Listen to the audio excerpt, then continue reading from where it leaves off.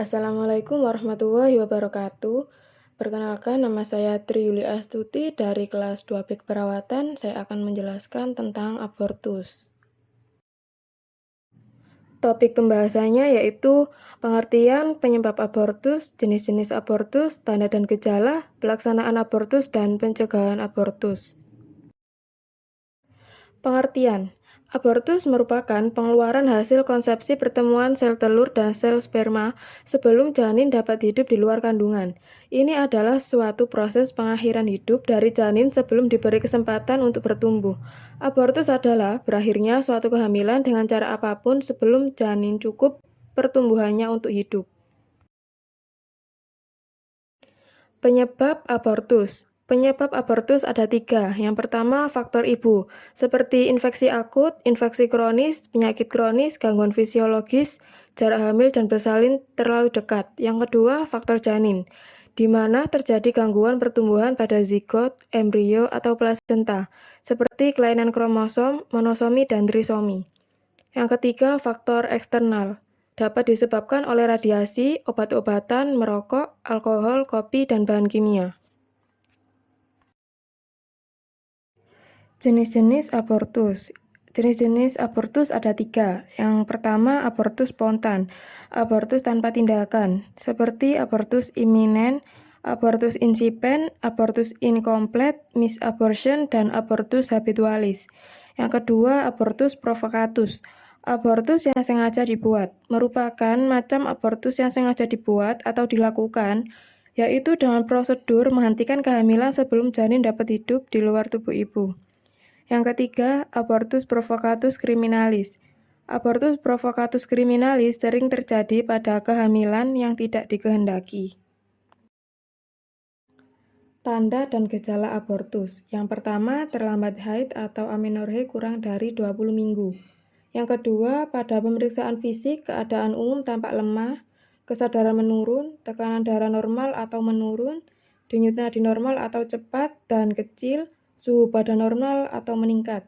Yang ketiga, pendarahan per vagina mungkin disertai dengan keluarnya jaringan hasil konsepsi. Yang keempat, terasa mules atau kram perut di daerah atas simfisis, sering nyeri pinggang akibat kontraksi uterus. Penata laksanaan abortus. Yang pertama, pada abortus imminens. Istirahatkan baring, observasi pendarahan, hindarkan koitus, terapi hormon progesteron intramuskular atau dengan berbagai zat. Pemeriksaan USG untuk menentukan apakah janin masih hidup. Yang kedua, pada abortus incipiens. Pengeluaran hasil konsepsi dapat dilaksanakan dengan kuret vakum atau dengan kunam ovum, disusul dengan kerokan. Yang ketiga, pada abortus incomplete. Jika pendarahan tidak seberapa banyak dan kehamilan kurang dari 16 minggu, evaluasi dapat dilakukan secara digital atau dengan kunam ovum untuk mengeluarkan hasil konsepsi yang keluar melalui serviks. Jika pendarahan berhenti, beri ergomen 0,2 mg intramuskuler atau misoprostol 400 mikrogram per oral. Pencegahan abortus. Yang pertama, usia ibu untuk hamil dan bersalin tidak boleh kurang dari 20 tahun dan lebih dari 30 tahun. Yang kedua, pentingnya untuk melakukan pemeriksaan dini sebelum hamil untuk mendeteksi adanya masalah-masalah kesehatan atau penyakit-penyakit yang disebabkan oleh infeksi virus atau bakteri yang dapat mengganggu pertumbuhan janin. Yang ketiga, kehamilan harus direncanakan, sudah siap secara emosional dan fisik untuk menjadi orang tua. Yang keempat, mengatur jarak kehamilan dan bersalin agar tidak terlalu dekat. Yang kelima, pemeriksaan kehamilan dan secara teratur di polindes atau puskesmas.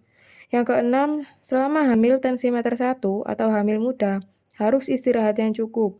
Makan makanan yang bergizi dan teratur, menghindari bahaya radiasi, tidak mengonsumsi obat-obatan bebas, tidak mengonsumsi bahan makanan, minuman yang mengandung bahan kimia, tidak merokok, minum kopi, dan minum yang beralkohol.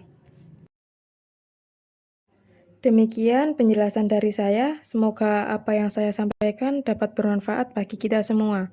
Jika saya ada kekurangan, mohon dimaafkan karena kesempurnaan sungguh hanyalah milik Allah Subhanahu wa Ta'ala. Terima kasih. Wassalamualaikum warahmatullahi wabarakatuh.